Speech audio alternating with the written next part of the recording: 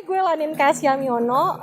Gue adalah seorang penyandang disabilitas tunadaksa. Seperti yang kalian lihat, gue pengguna kursi roda. Waktu sekitar usia 13 tahun, gue kena penyakit namanya tuh rheumatoid arthritis atau disingkat tuh RA. Nah, si RA ini adalah bagian dari penyakit autoimun. Sering terlibat di acara Konekin 3-4 kali. Ya sekitar segitu. Yang pertama tuh pernah diundang sama teman-teman sama tim Konekin untuk jadi narasumbernya. Sama-sama. Yeay.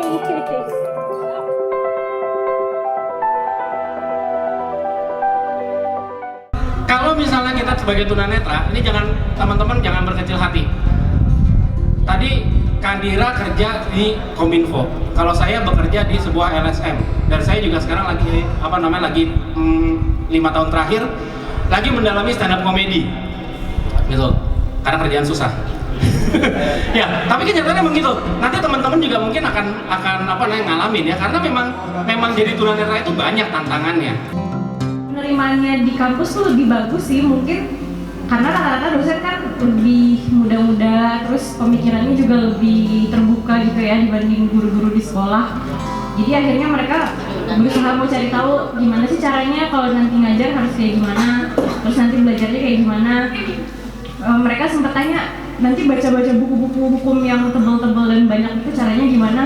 Akhirnya dijelasin sekarang udah ada teknologi untuk scan buku-buku, jadi semua buku-buku itu bisa di-scan terus nanti dibaca dari laptop atau dari handphone.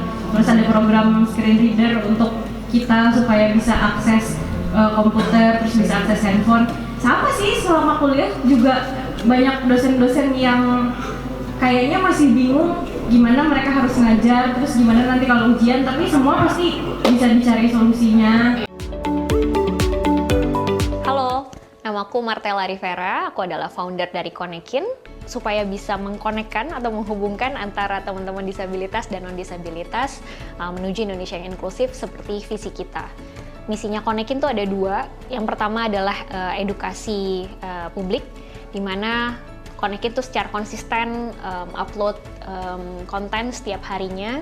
Kita pakai platform Instagram karena kita tahu bahwa orang Indonesia mungkin setiap menit ya buka Instagram. Jadi kenapa enggak Instagram kita pakai untuk jadi media pembelajaran supaya orang-orang tuh lebih dekat dengan isu disabilitas.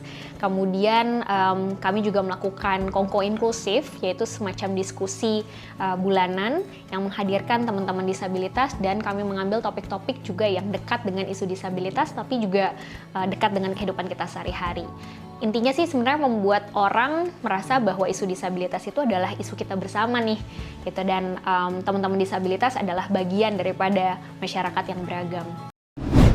Ya, Mbak Martella, kalau kita ngelihat Indonesia ya menghadapi bonus demografi 2045 ini ya, bagaimana antisipasi teman-teman di Konekin sendiri menghadapi bonus demografi ini? Iya. Bicara soal bonus demografi, kalau kita bisa manfaatin itu akan jadi keuntungan buat kita sebenarnya gitu, karena akan lebih banyak usia produktif gitu ya. Tapi kalau nggak bisa dimanfaatin, akhirnya jadi pengangguran terdidik, itu yang jadi bencana gitu. Jadi antara kita mau jadi ini tuh sebagai kesempatan atau keuntungan atau jadi bencana. Yang Konekin siapkan adalah lewat program yang kami punya Next Gen Ready, kami berharap sebenarnya teman-teman disabilitas yang sudah menempuh pendidikan tinggi itu harapannya bisa semuanya terserap di industri kerja formal gitu. Jadi nggak muluk-muluk bilang bahwa semua teman-teman disabilitas harus bekerja gitu. Kita prinsipnya adalah menaikkan dari yang awalnya hanya 1,73% perusahaan di Indonesia dari total perusahaan yang ada di Indonesia ini, baru segitu Pak yang mempekerjakan disabilitas. Jadi persentasenya masih kecil, 1,73. Ya 2030 saat kita ditagih soal SDGs, harapannya udah ada kurang lebih 5% mungkin. 2045 harapannya 10% dulu deh. Gitu. Jadi setidaknya 10% perusahaan di Indonesia itu sudah membuka lowongan untuk teman-teman disabilitas. Selama teman-teman disabilitas bekerja ya, udah diterima perusahaan, dari Konekin masih melakukan pendampingan nggak? Ke pekerja disabilitas? Ke pekerja disabilitas? Iya. Itu jadi, selalu? Iya, jadi mereka kan selalu akan terhubung dengan kami gitu ya. Somehow beberapa yang bekerja punya keresahan dengan perusahaannya atau dengan atasannya, tapi nggak enak ngomong langsung, biasanya justru Mbak Martella boleh nggak bantuin? Saya kurang nyamannya di sini, tapi saya takut kalau saya ngomong dikira protes gitu ya. Akhirnya kita coba menjembatani itu lagi. Jadi misalnya ngajakin ketemuan si HR-nya atau si bosnya di perusahaan, kita sampaikan bahwa kayaknya pekerja disabilitasnya kurang nyaman di bagian ini gitu. Ada kemungkinan nggak ya kita switch ke bagian yang lain gitu. Jadi biasanya komunikasinya terjalin secair itu sih Pak gitu. Jadi bukan dalam kerangka yang kaku banget gitu, tapi mereka juga bisa kadang-kadang curhat soal misalnya telat gaji gitu-gitu. Iya. So far pada waktu mereka telah bekerja, lalu dari sisi company ini, dari Konekin, Mbak Martella memberikan briefing nggak, memberikan apa ya, ekspektasi atau requirement dari ekosistem dari perusahaan untuk menerima teman-teman disabilitas nggak? Iya, jadi kenapa? Jadi perusahaan harus memenuhi syarat ya? Iya, jadi kenapa sebenarnya perusahaan itu tertarik untuk bekerja sama dengan Konekin, dengan training tadi, disability equality training, karena di situ sebenarnya kita kasih fondasi pemahaman mereka soal disabilitas, etika berinteraksi, sampai kepada hal teknis, misalnya gimana caranya saya wawancara pekerja tapi tidak diskriminatif, atau SOP policy perusahaan saya seperti ini, diskriminatif nggak nih gitu, gimana caranya bikin onboardingnya yang soft gitu ya buat teman-teman disabilitas, kemudian sampai kepada capacity building apa sih yang saya harus sediakan untuk teman-teman disabilitas gitu. Jadi di dalam disability equality training itu sebenarnya akan terjawab semua hal yang dulunya menjadi ketakutan mereka ketika ingin merekrut. Jadi akhirnya lewat training tersebut mereka menjadi lebih siap dan lebih paham gitu ya bagaimana caranya menerima sekaligus menempatkan teman-teman disabilitas di kantornya.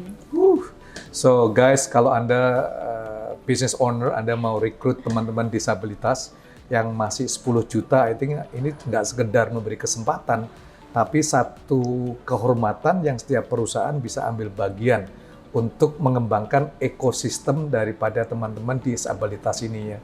Bisa ceritakan nggak caranya gimana? Kalau saya sebagai seorang business owner mau rekrut teman-teman disabilitas, mungkin bisa ceritakan step by step. Step by stepnya ya. Biasanya klien kita atau perusahaan itu akan reach out ke kita gitu ya. Kemudian pastinya awalnya kenalan dulu ya, jadi set up Zoom meeting gitu ya, kita kenalan dulu, introducing Konekin dengan layanannya, kemudian nanti mereka akan tahu gitu, oh Konekin geraknya di sini, kami pas nih masalahnya di sebelah sini gitu, Konekin bisa bantu di bagian yang mana gitu. Nah setelah itu nanti baru kita training mereka sih gitu.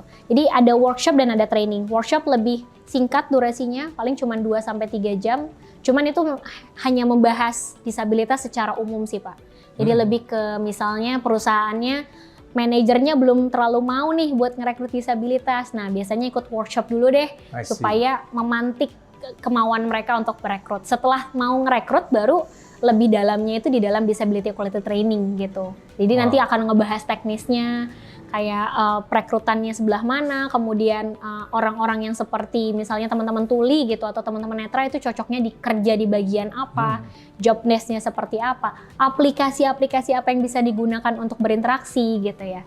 Jadi itu yang step by step-nya kurang lebih seperti itu. Jadi biasanya initial meeting kenalan, kemudian nanti kita tanya dulu kira-kira kalian mau ngerekrut disabilitas sebagai apa? Apakah sebagai pemagang atau langsung sebagai pekerja?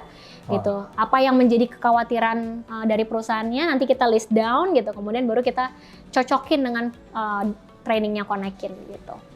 Yeah, so one of brief izin, jadi Konekin ini semacam apa ya, headhunter atau employment agency khusus untuk teman-teman disabilitas ya.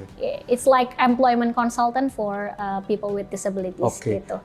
Terus yang membayar siapa? Perusahaan atau teman-teman disabilitas atau both? Yang membayar pasti perusahaan. Perusahaannya. Jadi kalau di Konekin itu kita modal bisnisnya subsidize, artinya we charge for the company, tapi untuk ngelatih teman-teman disabilitas no charge at all. Itu semuanya gratis, karena mereka beneficiaries ya gitu.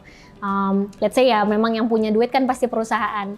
Perusahaan akan membayar sejumlah uang untuk trainingnya mereka, plus kalau misalnya mau in charge juga di Next Gen Ready. Contohnya ada klien kita yang memang pengen rekrut, tapi mereka pengennya talentnya sesuai dengan kemauan mereka. Jadi mereka minta tolong ke Konekin, kita ada dana, please latih mereka sesuai dengan mereka kasih requirement-nya gitu. Nanti kita bikinin bootcamp online, akhirnya dari yang kita latih itu nanti mereka yang hiring gitu.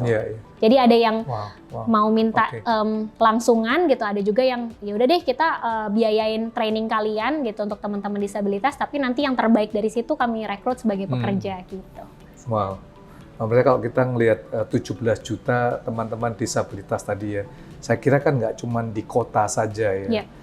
Mungkin banyak juga yang di desa. Bagaimana Konekin menjangkau teman-teman disabilitas sampai di desa-desa itu gimana? Ada program khususnya nggak? Kalau program khususnya sih sejauh ini belum ada ya Pak. Karena sesungguhnya kayak kita bicara di Jakarta aja, lowongan kerja banyak di Jakarta. Tapi kalau kita lihat pekerja disabilitas itu kebanyakan dari daerah penyangga. Jadi Bekasi gitu ya, kemudian Tangerang gitu. Jadi Jabodetabek. Tapi nyari kerjanya semuanya DKI gitu. Jadi memang masalah di perkotaan juga cukup banyak gitu. Nah, Konekin selalu percaya isu ini tuh akan bisa selesai bukan hanya karena Konekin, tapi karena kolaborasi semuanya gitu ya. Termasuk teman-teman komunitas yang ada di daerah gitu, yang mungkin lebih dekat secara fisik ke teman-teman yang ada di desa gitu. Mereka juga punya program-program yang bisa membantu.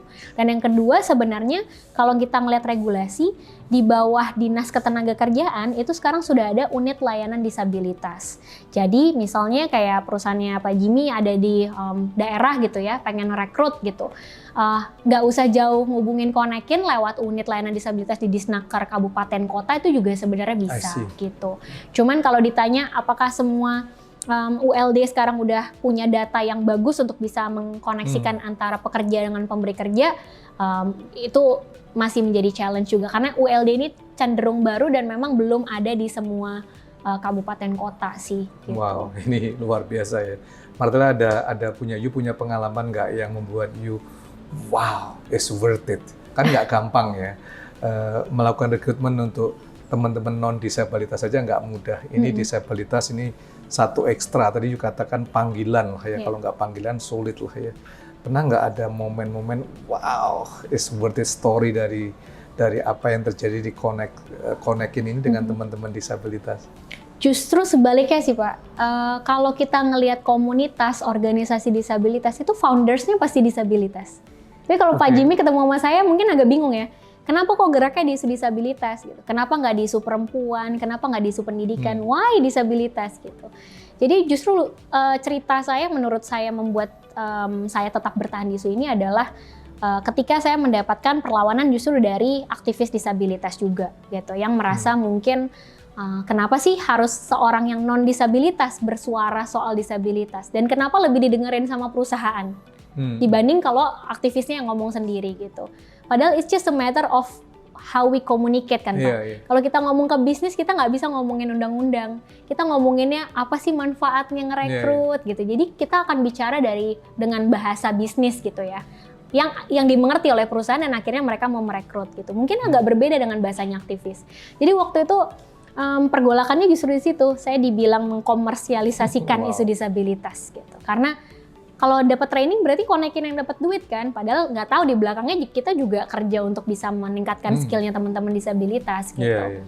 Jadi dibilang mengkomersialisasikan isu disabilitas. Nah di situ sempat apa saya berhenti aja gitu ya. Tapi saya selalu ingat kata almarhum ayah saya bahwa kalau kamu kerja gitu ya, memang panggilan dengan atau tanpa uang itu kamu harusnya tetap kerja. Wow. Jadi akhirnya saya waktu itu ngerasa bahwa iya kalau ditanya di usia saya sekarang pekerjaan yang membuat saya bertahan meskipun saya nggak dapat gaji gitu masih di isu ini. Gitu. Jadi kayak my biggest achievement is bertahan di isu ini meskipun pergolakannya banyak banget Pak gitu. Jadi ya udahlah. Kalau ayah saya selalu bilang itu hanya satu oknum dibanding sekian banyak oknum yang mensupport kamu untuk tetap kerja dengan Konekin gitu. Jadi nggak usah didengerin gitu. Dibanding memusingkan satu orang, lebih baik pusing dengan sekian juta orang yang mau kita bantu gitu. Wow, amazing. Jadi instead of aha moment justru momen-momen yang kadang-kadang membuat you discourage atau aduh, but it's worth it lah untuk melakukan ini semuanya. Mungkin banyak lagi yang Marvella bisa ungkapkan ya.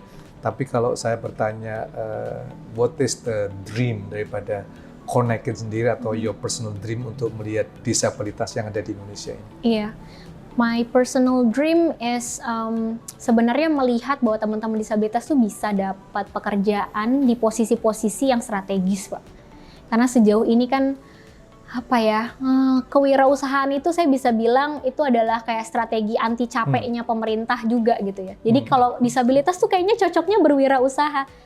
Nggak semua orang lahir dengan kemampuan berwirausaha.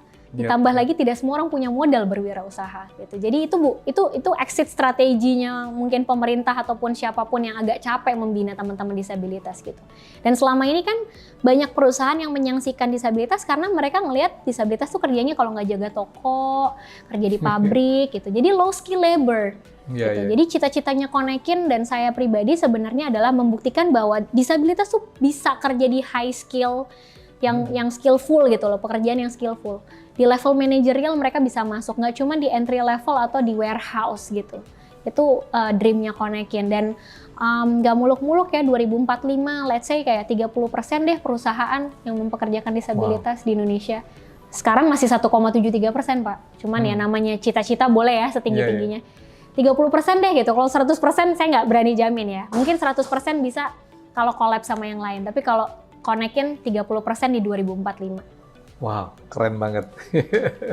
Guys, banyak hal sekali yang kita bisa culik langsung ya. Semua pengalaman daripada Konekin ini maupun pribadi daripada Mbak Martella semuanya. Dan saya yakin bahwa apa yang Mbak Martella lakukan akan menjadi berkat ya. At least 10 million itu satu angka yang nggak kecil ya untuk melihat Indonesia. And it's still counting Pak, masih terus bertambah. Ya. Dan luar biasa, sukses selalu. Thank you untuk waktunya yang telah diberikan dan biarlah pembicaraan hari ini boleh memberikan inspirasi bagi teman-teman yang punya perusahaan dan juga teman-teman disabilitas tahu bahwa ada orang yang sama-sama berjuang untuk membuat semua teman-teman disabilitas boleh berkarya di bumi Indonesia ini. Thank you, sukses selalu ya. Thank you Pak. Guys, thank you telah menonton program ini. Jangan lupa untuk like, comment, dan share, dan juga nyalakan lonceng notifikasi Anda untuk cerita-cerita yang akan datang di dalam Satu Cerita untuk Indonesia.